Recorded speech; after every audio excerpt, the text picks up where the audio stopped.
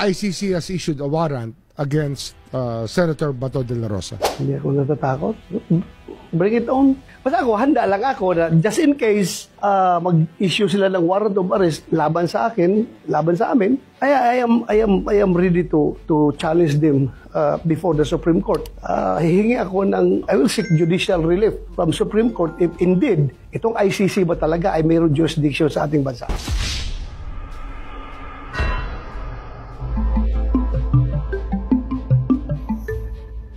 I have it on good authority. Oo.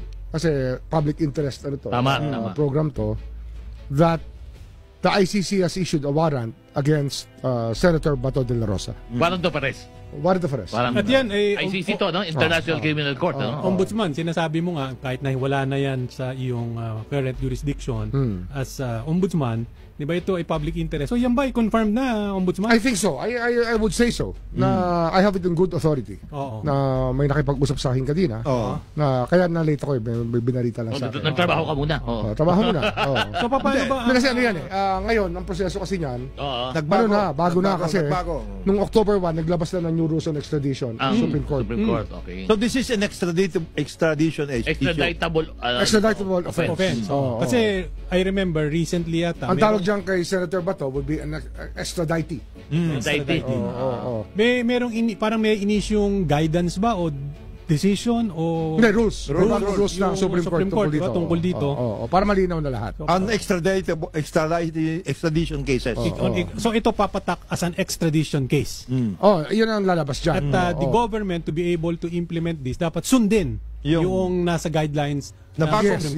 Kasi nga, hindi na tayo member ng Rome Statute.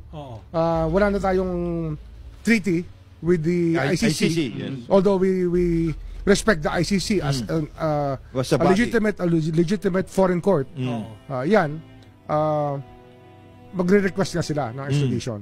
Doon na tayo papunta. So ano naman ang mangyayari dyan, they will have to file it with the DOJ through the Office of the Chief State Counsel.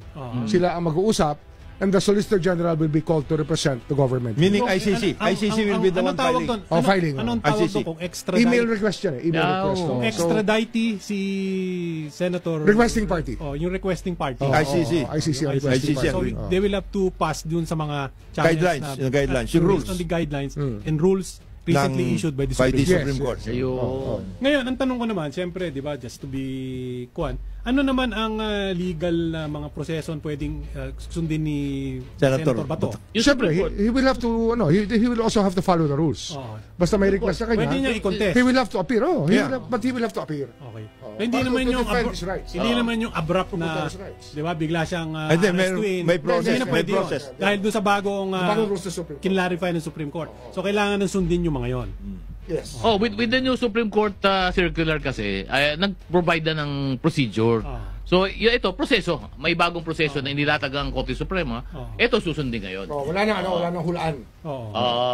At ngayon, wala nang question. Ang maraming naglalaro. Tama-tama, nandiyan si Ombudsman at ito si IG. Di ba? Marami kasing hindi masyadong kumbaga masyadong nalilinawan.